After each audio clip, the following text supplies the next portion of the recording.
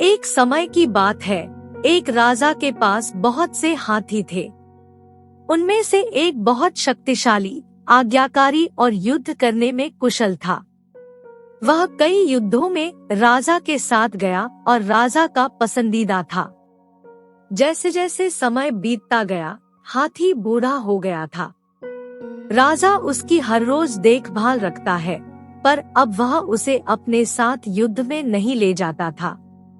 एक दिन हाथी पास के तालाब में पानी पीने गया और उसका पैर वहीं फंस गया। हाथी ने बहुत कोशिश की, लेकिन खुद को तालाब से बाहर नहीं निकाल पाया। आखिर उसने हार मान ली।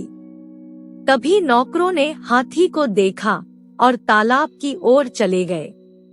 हाथी के फंसे होने की खबर राजा तक पहुंची और वहां राजा के साथ बहुत से लोग इकट्ठे हुए और हाथी को उस कीचड़ भरे तालाब से बाहर निकालने के लिए बहुत प्रयास किए गए, लेकिन फिर भी सब व्यर्थ गया।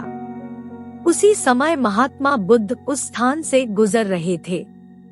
राजा और वहां इकट्ठे हुए लोगों ने महात्मा बुद्ध को देखा और उनके पास गए और उनकी मदद मांगी। महात्मा बुद्ध ने हाथी के बारे में पूछताछ की और फिर घटनास्थल का निरीक्षण किया। महात्मा बुद्ध ने राजा से कहा, हाथी के चारों ओर युद्ध के ढोल बजाना चाहिए। राजा ने अपने सेवकों को ढोल लाने के लिए आदेश दिया और सेवकों ने ढोल लाकर जल्द ही बजाना शुरू किया। युद्ध के ढोल की आवाज ने हाथी को घेर लिया और इसके साथ ही हाथी की अभिव्यक्ति में बदलाव आने लगा।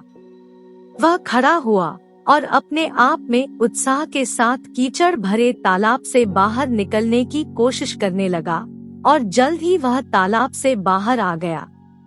यह देखकर लोग हैरान रह गए और महात्मा बुद्ध से पूछा, हमने बहुत कोशिश की लेकिन फिर भी उसे बाहर नहीं निकाल पाए, लेकिन अब हाथी खुद ही बाहर आ गया।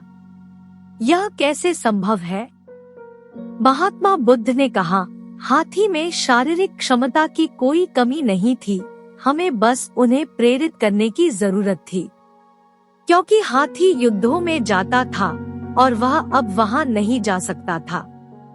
हाथी ने अपनी इच्छा खो दी थी और ढोल के इस्तेमाल से उन्हें अपना उत्साह वापस लाने में मदद मिली।